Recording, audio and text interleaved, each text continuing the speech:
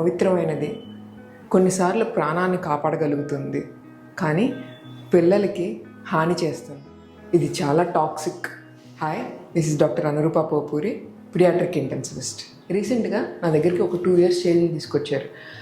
Parents ఏం complaint చెప్తున్నారంటే, మధ్యాహ్నం పడుకున్నాడు, లేచిన తర్వాత ఫుల్ క్రాంకీగా చేస్తున్నాడు, అంటే ఎక్కువ ఏడవటం, పేరెంట్స్ని గుర్తుపట్టలేకపోవడం, ఏడుస్తున్నా కూడా కన్నీళ్ళు రాకపోవటం, యూరిన్కి తక్కువ వెళ్ళటం, నోరంతా ఎండుకుపోవటం, ఎక్కువ దాహంగా ఉండటం, బాడీ వేడిగా ఉంటుంది కానీ టెంపరేచర్ చూస్తే అసలు లేకపోవటం, ఇలాంటి కంప్లైంట్స్తో తీసుకొని వచ్చారు. నా దగ్గరికి వచ్చిన తర్వాత పిల్లోడు ఏడుస్తూ ఉన్నాడు, మెలికలు తిరిగిపోతూ ఉన్నాడు, కనుపాపల రియాక్షన్ పెద్దగా ఉంది, గుండె వేగంగా కొట్టుకుంటుంది, పొట్టంతా ఉబ్బరంగా ఉంది.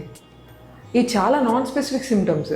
కొన్నిసార్లు దీన్ని మెదడువాపు కూడా అయ్యి ఉండే అవకాశం ఉంటుంది అనుకుంటా. కానీ జ్వరం ఉండాలి, కొన్ని మెదడువాపు ఉండే లక్షణాలు లేవు బాబుకి. సో మళ్ళా పేరెంట్స్ని 2 days నుంచి బాబు ఏం చేశాడు అని మళ్ళీ అడిగామన్నమాట.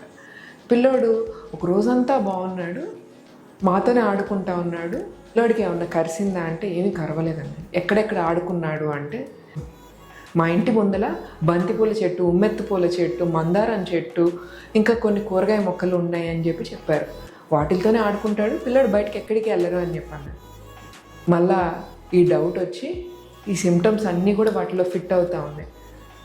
సో దత్తురా పాయిజనింగ్ అని చెప్పి అనుకున్నాం. దత్తురా పాయిజనింగ్ అండి, అదే ఉమ్మెత్త పాయిజనింగ్. దత్తురా పాయిజనింగ్ జరిగితే ఎలాంటి సిమ్టమ్స్ ఉండొచ్చు?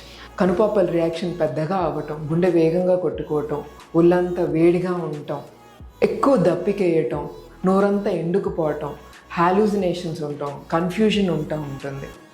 దీనికి యాంటీడోట్ ఉంది.